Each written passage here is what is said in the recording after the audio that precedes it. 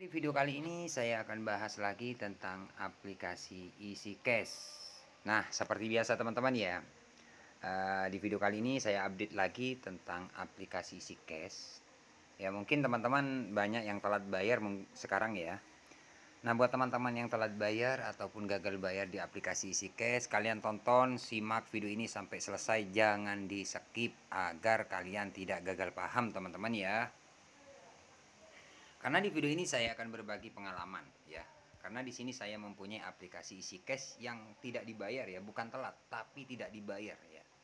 Karena keterlambatan bukan 1 bulan, 2 bulan ya. Oke, seperti biasa sebelum kita lanjut ke pembahasannya, buat teman-teman yang belum subscribe ke channel ini, jangan lupa tekan tombol subscribe-nya. Dan buat teman-teman yang sudah subscribe, saya ucapkan banyak-banyak terima kasih karena telah mendukung channel ini. Oke, tanpa lama-lama langsung saja. Di sini saya buka tagihan ya. Nah, di sini teman-teman ya, mungkin teman-teman kalau sering nonton video saya tahu tentang aplikasi EasyCash yang saya punya ini. Nah, di sini teman-teman ada ada tagihan ya 19.140.000. Jadi ini sudah plus bunga atau denda. Sebenarnya untuk pinjaman awal seingat saya ya, karena ini sudah lama telatnya teman-teman, sekitar 2 tahun. Sekitar 12 atau 11 ya, lupa teman-teman ya. Kalau teman-teman sering nonton video saya tahu ya, karena aplikasi ini mulai telat dari 1 minggu, 2 minggu, 3 minggu, bahkan sampai sekarang ini selalu saya update ya.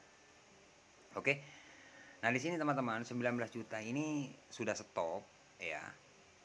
Nah, kemudian di sini sudah ada berapa? Ada 4 cicilan, 1 2 3 4 5, ada 5 cicilan ya. Ini semuanya telat tanggal 11 bulan 12 2022. Artinya sudah hampir 3 tahun ya tidak dibayar teman-teman.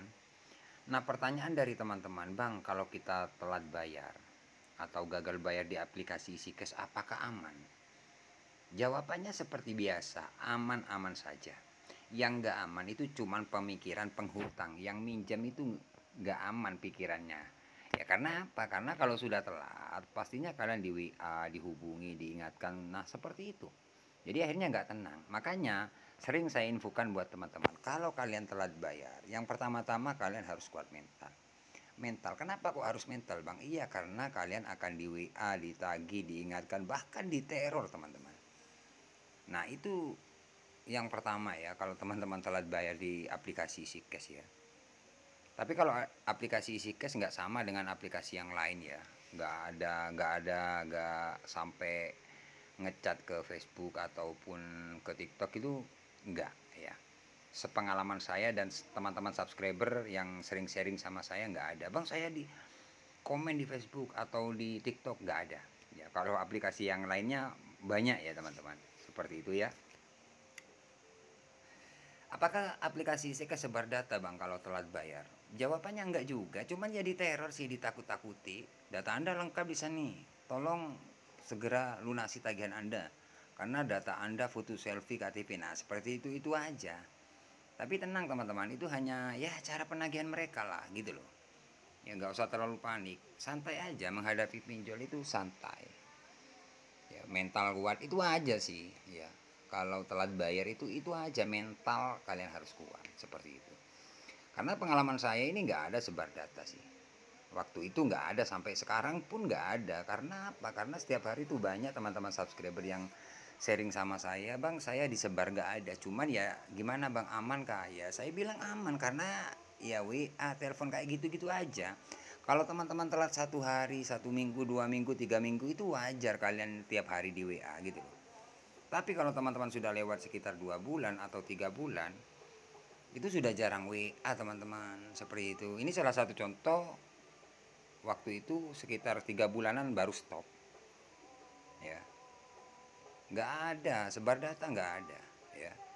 Kemudian untuk DC gimana, Bang? Padahal tagihan ini besar. Nggak ada yang datang, nggak ada. Cuman dulu pernah dikirimi surat.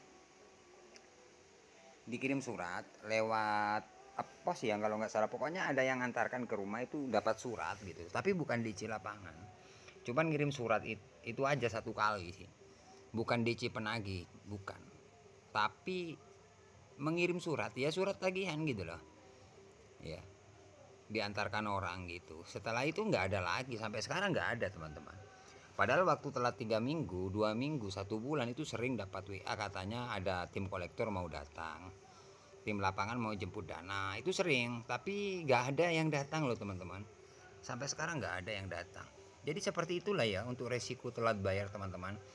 Intinya buat teman-teman yang telat bayar, kalian harus kuat mental, itu aja sih saran saya.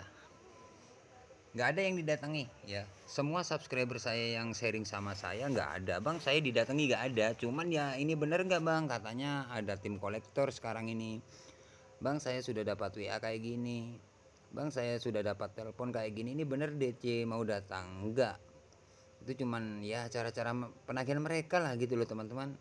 Pasti kalau teman-teman telat bayar dapat WA tim kolektor mau datang hari ini kayak gitu, atau kirim video atau kirim surat atau foto kayak gitu, itu sudah biasa, nggak bakalan datang ya. Jadi aman. Seperti itu loh teman-teman ya. Oke teman-teman, terima kasih. Semoga video ini bermanfaat. Tunggu updatean terbaru dari channel Markas Pinjol. Bye bye.